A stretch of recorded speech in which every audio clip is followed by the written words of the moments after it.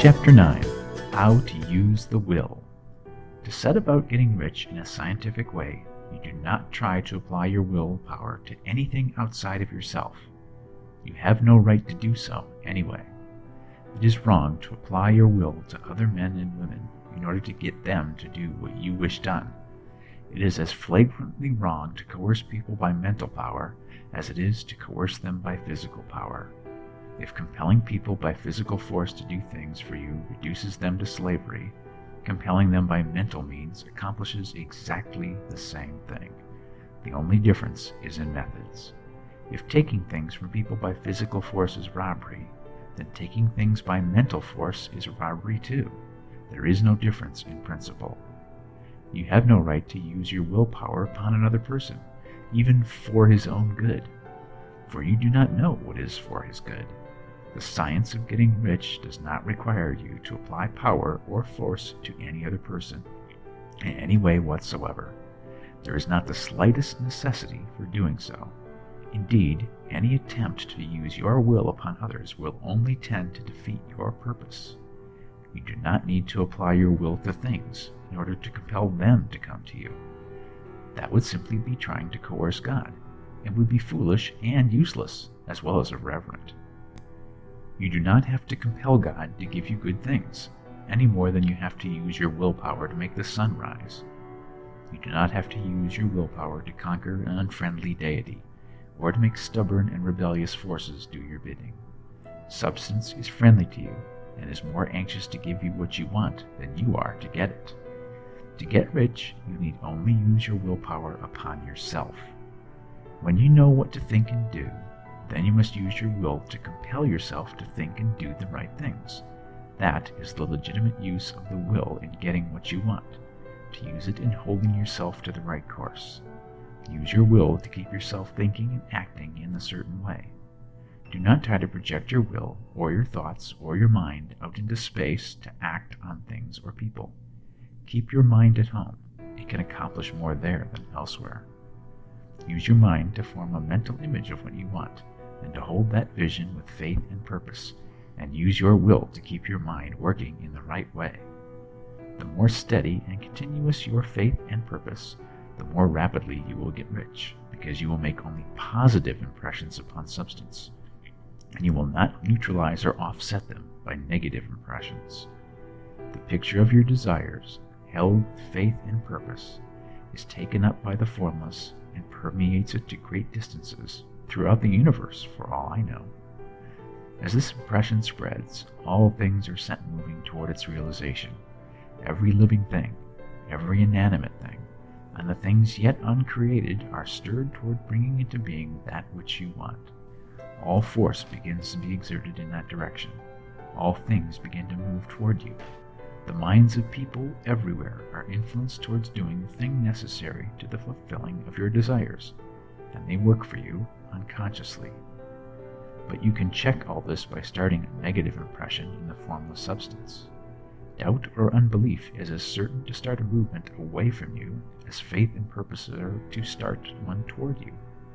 It is by not understanding this that most people who try to make use of mental science in getting rich make their failure. Every hour and moment you spend in giving heed to doubts and fears, every hour you spend in worry, every hour in which your soul is possessed by unbelief, sets a current away from you in the whole domain of intelligent substance. All the promises are unto them that believe, and unto them only. Notice how insistent Jesus was upon this point of belief, and now you know the reason why. Since belief is all important, it behooves you to guard your thoughts, and as your beliefs will be shaped to a very great extent by the things you observe and think about, it is important that you should command your attention. And here the will comes into use, for it is by your will that you will determine upon what things your attention shall be fixed. If you want to become rich, you must not make a study of poverty. Things are not brought into being by thinking about their opposites. Health is never attained by studying disease and thinking about disease. Righteousness is not to be promoted by studying sin and thinking about sin. And no one ever got rich by studying poverty and thinking about poverty. Medicine as a science of disease has increased disease. Religion as a science of sin has promoted sin, and economics as a study of poverty will fill the world with wretchedness and want. Do not talk about poverty. Do not investigate it or concern yourself with it. Never mind what its causes are. You have nothing to do with them. What concerns you is the cure. Do not spend your time in charitable work or charity movements. All charity only tends to perpetuate the wretchedness it aims to eradicate. I do not say that you should be hard-hearted or unkind and refuse to hear the cry of need, but you must not try to eradicate poverty in any of the conventional ways. Put poverty behind you and put all that pertains to it behind you and make good. Get rich. That is the best way you can help the poor.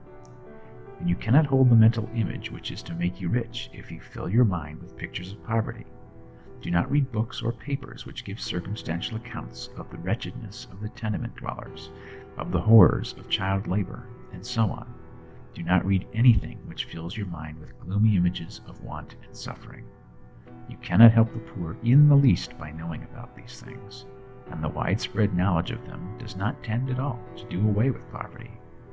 What tends to do away with poverty is not the getting of pictures of poverty into your mind, but getting pictures of wealth into the minds of the poor.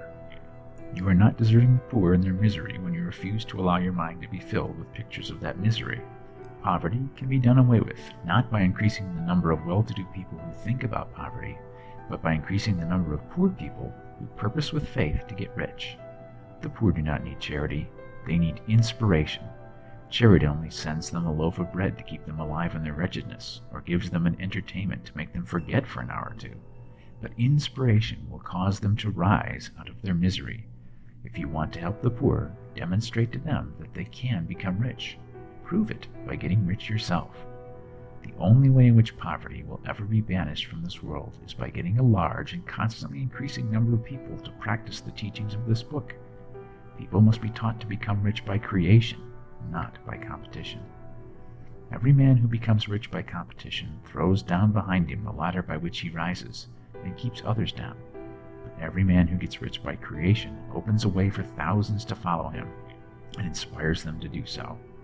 You are not showing hardness of heart or an unfeeling disposition when you refuse to pity poverty, see poverty, read about poverty, or think or talk about it, or to listen to those who do talk about it.